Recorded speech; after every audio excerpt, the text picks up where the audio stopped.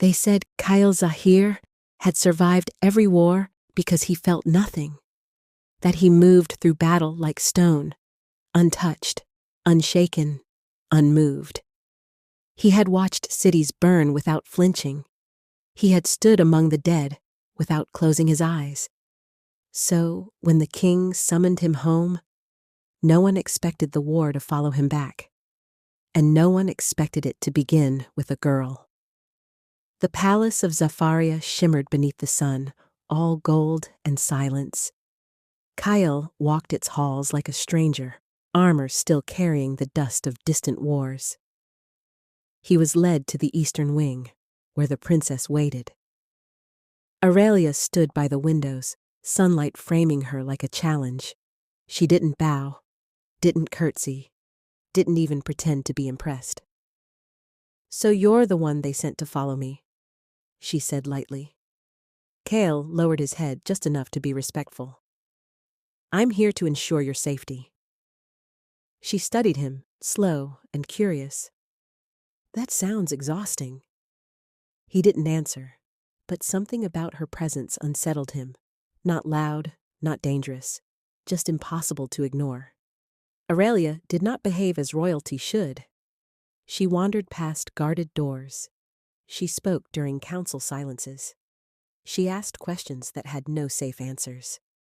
And she talked to him, constantly. "Do you ever rest? Do you ever laugh? Do you even like being here?" Kyle remained silent, yet always close.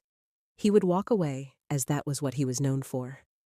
He told himself it was duty, but his steps matched hers. His eyes followed her movements. His body moved before his thoughts caught up. She noticed. "You follow, like I might disappear." He replied flatly, "You're not supposed to wander."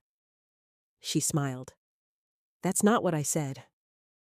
One afternoon, she slipped past the guards and climbed the eastern tower alone. When Kyle reached the top, she was seated at the edge, legs swinging over open air. "Get down," he said sharply. She glanced back, amused. "You worry too much." He moved fast, too fast. His hand closed around her arm. For a moment, neither spoke. Wind rushed between them.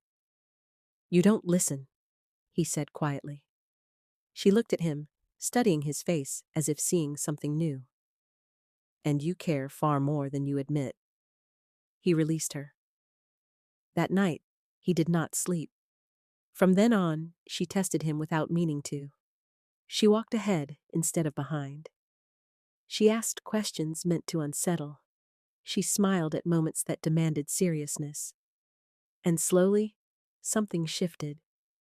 He began to notice how her laughter faded when she thought no one watched, how her confidence masked isolation, how the palace felt too large when she stood alone. She wasn't careless. She was lonely, and that truth unsettled him more than rebellion ever could. One night, Kyle was called upon to the council meeting. A war was brewing, and the enemies were fast approaching. They argued, but Kyle stiffened, and for a moment, he hesitated. Then everyone in the council started to whisper, "She's changing him." He hesitates now. He watches her. As he grown soft? He turned away before they saw him. One came forward, saying it to his face. Kyle stared back at him, knowing that whatever was stirring inside him would cost him everything. Moments later, he found Aurelia in the courtyard, staring up at the sky. "You shouldn't be here," he said. "You always say that." "This place isn't safe." She looked at him carefully. "Neither are you." For the first time, he had no response. When the clash faded with the council and the smoke cleared, they stood facing one another again. No words came, only understanding. She looked at him. Not as a princess, not as a prize, but as someone who finally saw the weight he carried. And he, for the first time in years, he did not look away. The next morning, the bells rang before dawn, not in celebration, but in warning. Footsteps thundered through the palace halls. Aurelia turned toward the sound, fear flickering in her eyes. Kale stepped in front of her without thinking. His hand went to his blade. "Stay close," he said. She looked at him, not frightened, not confused, but aware. In that moment, she understood something had changed. Not the palace, not the kingdom. Him. And as soldiers poured into the halls, Kale stood ready to fight. Not for crown, not for command, but for the one thing he had never meant to protect. The bells rang again. Louder this time. Across the city, fires spread and soldiers moved. The kingdom stirred awake to chaos. And as the echoes rolled through stone and sky, one truth became clear. The war had not followed him home. It had been waiting for him. And now, it had found him. And somewhere between duty and defiance, the war truly began.